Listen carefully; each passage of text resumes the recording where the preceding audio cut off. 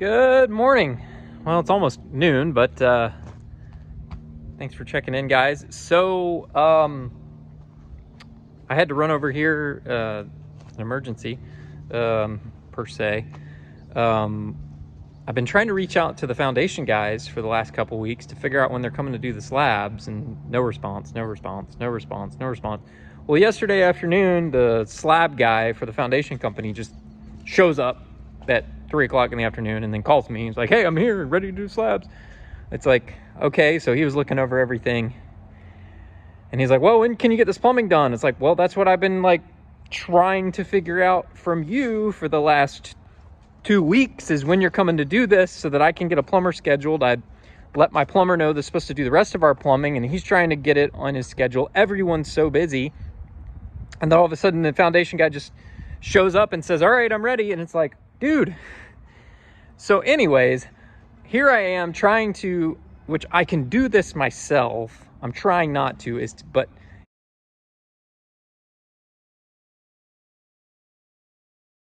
good afternoon. So it is Thursday. I've been playing Mr. Plumber today. I want to shout out to our longtime family friend, Doug Landrum, who's been a plumber for 30 years. He's a family friend of ours, golf buddy of my dad's. And I appreciate his help today, letting me call him and ask him questions and send him pictures and videos, and his advising me through this. But I did the plumbing, I got it in. The inspector should be here within the hour to come inspect this. I filled it up with water here. It's full all the way up to this. This is the 4-inch stack for the toilet. I know it looks a little crooked, but once you kind of cut it down to the ground and you glue the flange in, it won't really be that crooked anymore. I did glue it a little crooked, but it's not that big of a deal, and we're not finishing this basement out for a long time, so I'll deal with that later. So over here, we've got a stub out for a future kitchenette that's going to be on this wall here. So more than likely what we'll do is kind of build a wall out here in the corner. So this will kind of sit behind a wall here. So it'll sit behind a wall. As you can see, it's kind of like flush with the edge of the concrete there.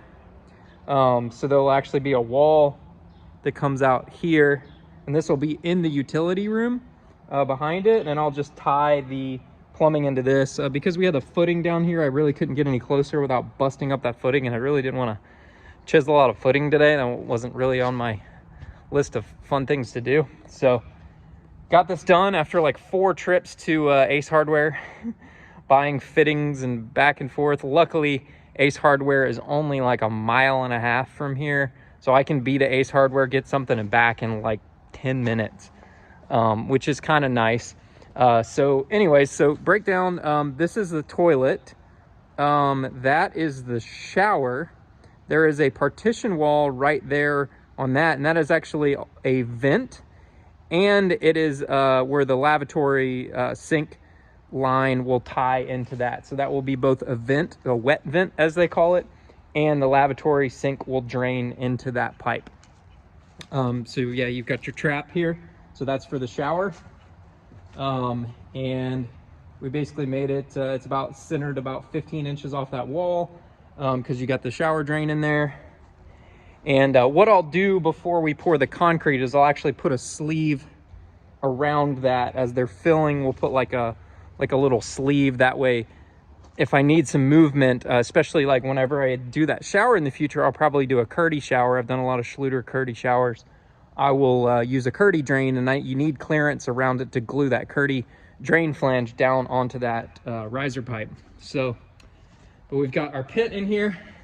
As I was filling it up, unfortunately my water hose did not reach today. I need to go get a new hose and extension. That way we can reach all the way to the house. But I was filling it up, and the plug popped out down here. So I had to go back and reach down and put the plug back in, tighten it up real quick, and then wedge like a piece of wood in there to keep it from popping back out. Yeah, but there she is, no leaks. I've been watching it for a while. I've had water in it for about, I don't know, 20 minutes now, feeling around for leaks. And I haven't felt any leaks thus far, so I think we're good to go there. I actually don't have the county coming to inspect it. For most of this build, we're using a third-party like engineering consultant. If you're in the Georgia area, we're using Palmer Construction Consultants. And they're pretty much doing most of our inspections here. They're a little bit quicker about things, a little bit more flexible. And I just send a letter and send it in, submit it to the county, and the county will approve that as inspected.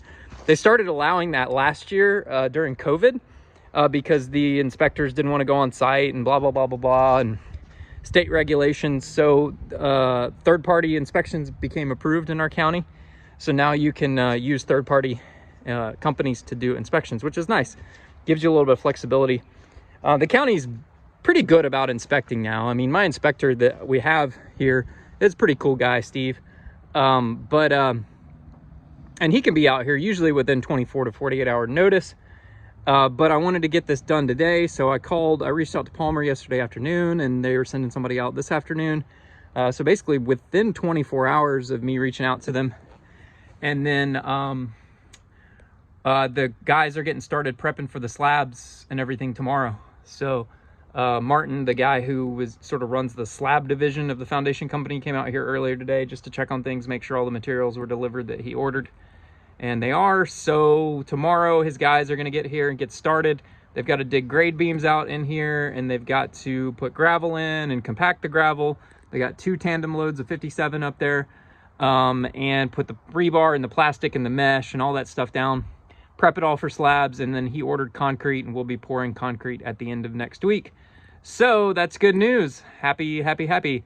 So at the end of next week, we'll have some slabs. So getting excited, and reached out to the framer yesterday, let him know the timeline. I'm going to follow up with him again today and send him another text just to make sure he got my message yesterday. So progress, progress, progress. So we also got a clear to close on our construction loan today. So ready to get that funded so I can get reimbursed for some of this stuff we've spent money on already. We've been sort of just spending cash on a lot of this so far, and I'll be able to take some draws and reimburse our cash back that we've pumped into this. So good times. Anyways, all right, guys. Well, thanks for checking in, and stay tuned for the next update. See you. Bye.